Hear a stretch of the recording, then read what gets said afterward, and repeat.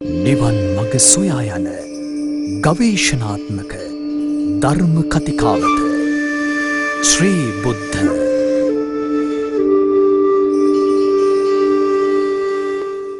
ශ්‍රී බුද්ධ නාලිකාව තුලින් වැඩම කළ වදාළ සිංහරාජ අඩවියේ වැඩවසන අති පූජනීය කුඩාගම සිරි ආර්ය ධම්ම ස්වාමින් වහන්සේ අවසරයි ස්වාමින් වහන්සේ. මේ කාලෝචිතයි මොකද අද බොහෝ දරුවෝ ඕව නොදන්නා නිසා නොයෙකුත් වැරදි කරනවා නොයෙකුත් විදිහට මේ හොරෙන් කටයුතු කරන්න උත්සාහ කරනවා මේවා නොදන්නා නිසා.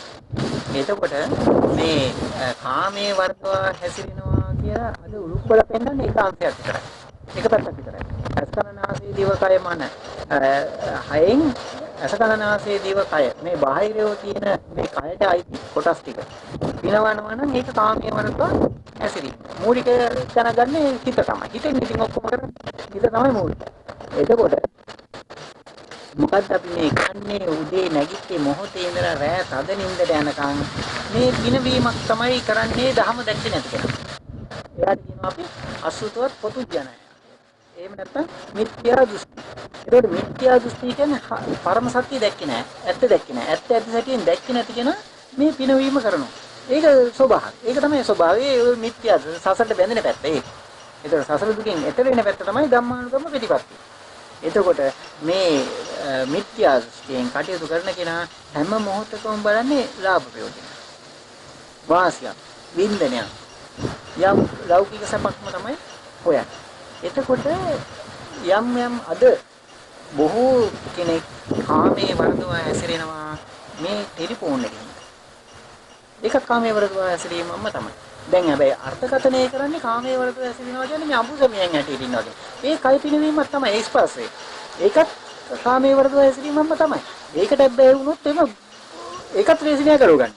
ඒකම මේ ටෙලිෆෝන් එකට බැහැ වුණාම ඒකත් ඒ වගේම තමයි. මොකද්ද කරන්නේ මේ ටෙලිෆෝන් එකේ ඇහැ පිනවනවා කන පිනවනවා. කොච්චරයි පිනවෙන්නේ. ඒතකොට ඒකත් කාමයේ වර්ධවා හැසිරීමම තමයි. අද කොතන ගියත් භාවනාව තියෙන ටෙලිෆෝන් එකේ. ඒ ලෞකික භාවනාව.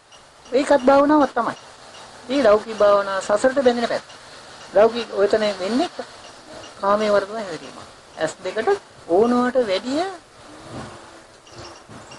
පරිහරණය කිරීම S2. එතකොට මොකද වෙන්නේ? ඔය හැම දෙයකටම ඇබ්බැහි වීමක් තමයි සිද්ධ වෙන්නේ.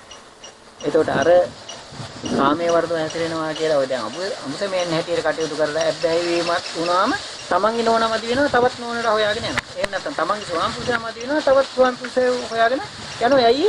ඒකට ඇබ්බැහි වුණා. ටෙලිෆෝන් එකට ඇබ්බැහි වුණාම එහෙම්මම තමයි. ඕපදූප කතා කරන්න කන පිනවන්න ඇබ්බැහි වුණාම එහෙම්මම තමයි. කාගේරි ඕපදූපයක් කියනකන් නින්දයක් නැහැ. එයාට සතුටක් නැහැ. දිව පිනවන්න ඇබ්බැහි වුණාම එහෙම්මම තමයි. ඔය මොනවා හරි කාන්න බොන්න පුරුදු වෙච්ච මිනිස්සු ඉන්නවනේ. ඒක ඕනෙමයි. අපි කියමු කරක් බොන්න පුරුදු වෙච්ච කෙනා කියලා. එහෙම නැත්නම් කුඩු බොන්න පුරුදු වෙච්ච කෙනා කියලා. එහෙම නැත්නම් මස් මාංශ කන්න පුරුදු වෙච්ච කෙනා කියන්නකො. එතකොට එයාට ඒක එදාට තිබුණ නැත්නම් එදාට එයාට ඒකෙන් මොකක් හරි තියෙනවා කායික අපහසුතාවයක්. එතකොට එයා කියන්නේ අනේ අද නම් මට මොකද්ද වගේ මට මේ හිතා ගන්න බෑ මට හරි අපහසුයි අද. ඇයි අර කුඩු ටිකක් බිව්වේ නැති නිසා. එහෙම නැත්නම් අර කුඩු ටිකක් බිව්වේ නැති නිසා. එහෙම නැත්නම් මස් කෑල්ලක් ආපු නැති නිසා. එතකොට ඔය ඇබ්බැහි වීම ඔක්කොම එකයි මහත්තයා. ඇබ්බැහි වෙනවා කියන්නේ මේ කය පිනවන. අසකනාසේ දිවකය පිනවන්න වෙන හැම ක්‍රියාවක්ම ඇබ්බැහි වුණොත් කාමයේ වරදවා හැසිරීමක්මයි. පැහැදිලි නේද?